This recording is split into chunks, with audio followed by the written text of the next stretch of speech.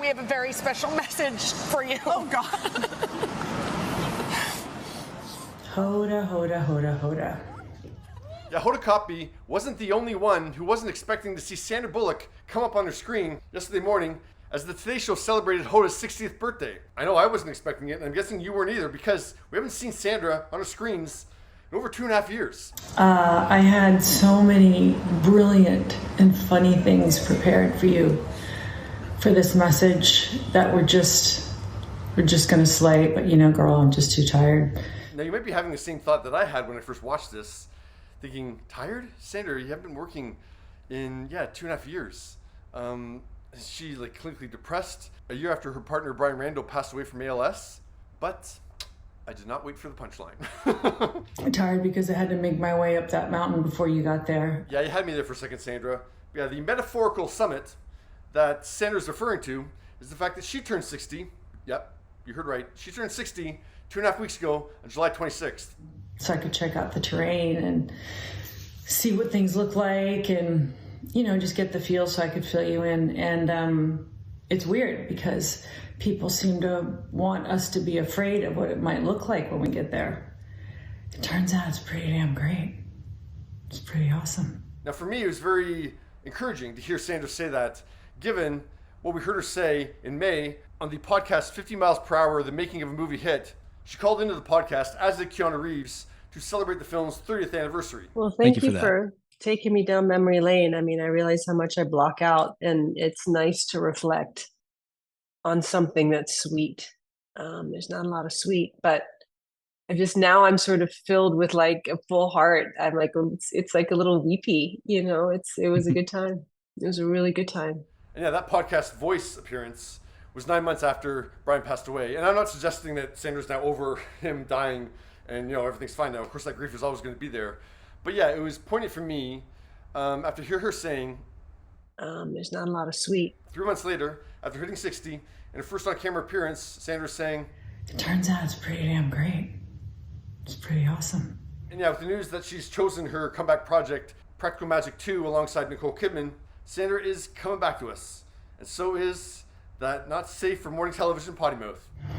And for like you, can we say in the morning? Because I know you can say it in the afternoon, right? Yeah, I think you definitely say it at night and on streaming. And I have no doubt that that was the Today Show that dropped Sandra's audio and blurred her mouth when she said bitch. I can say it on YouTube. You know who gives I know you can't say that. But I'm not sure if she said or but I could say that on YouTube. But then this video gets, I think, an 18+ age restriction.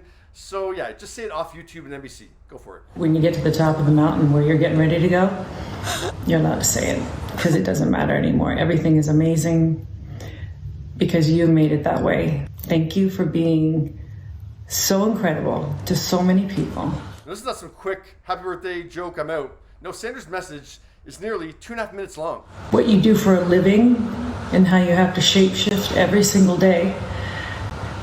How you navigate your kindness, even when that's not what's coming your way. How you are to those you care about and how you keep them safe. And just who you are as a human being. We're all pretty lucky to have you, especially your kids. And Hoda credits Sandra for the reason that she has kids. I was trying to figure out, like, did I miss my window? Am I too late?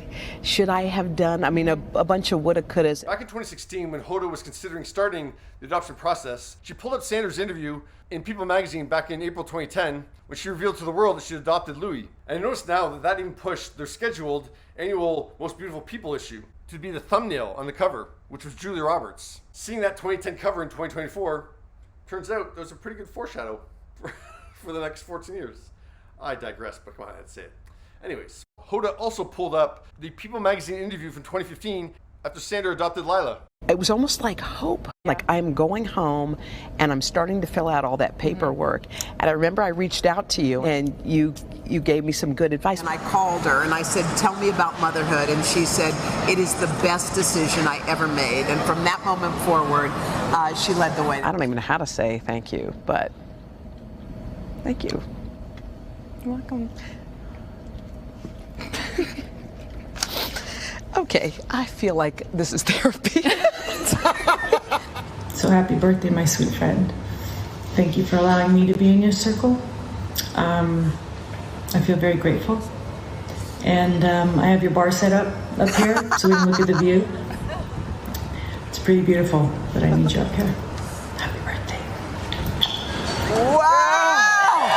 I was right. Happy birthday, Hoda. But I think you understand, I got to talk about Sandra for the rest of this. Because, this is making headlines around the world. As I've said, even before Sandra announced in 2022 that she was taking an undetermined amount of time away from Hollywood, Sandra has been someone who, when she doesn't have a movie, she's gone. She's not in the public eye. She kept that old school approach to being a movie star. You'll see me at the movies. She never caved and joined social media because, there's a point where actors thought, they needed to do that in order to have a career. Sandra proved just the opposite. So Sandra doesn't normally do this kind of stuff publicly. And of course, it's a nice thing to do for Hoda, but she could have just sent a message to Hoda, privately. She did it for the world to see. And I find that really interesting. Sandra's a very media savvy person, as we've seen over the years. Sandra would know that this is going to get coverage. And as I put the story together, really as I was coming to the end of it, I thought, oh, look at that. Because in covering this message that Sandra sent to Hoda, as always, I want to give you the context of the backstory of them. And that connection between them is that Hoda was inspired to adopt because of Sandra. I hope me telling my story let people know that there's no end game. Any good outlet that's covering Sandra's message is going to give their reader, their watcher, their listener the context of the backstory, of Sandra and Hoda. And look at that, we're all shining a light on adoption. That's a beautiful happenstance. There are hundreds of thousands of children that are ready to be your child. You're a forever parent the minute you accept the love of that child. And it's amazing to me how we can take away people's happiness by telling them that this is the box that you have to stay in. As I said in the segment in May, Sandra doesn't acknowledge it, but she is the leading box breaker that destroyed the Hollywood mentality that an actress has done at 40 because she took the wheel of her own career and started producing her own work at age 34. She's the first actress ever to have $100 million grossing movies across 4 decades. There is no box. There's no box. After spending the last 2 years solely being a parent, and now the last year solely being a single parent again. Everything is amazing because you made it that way. And maybe Hoda's birthday inspired Sandra to once again remind women that they can take the wheel. Maybe. Thank you very much.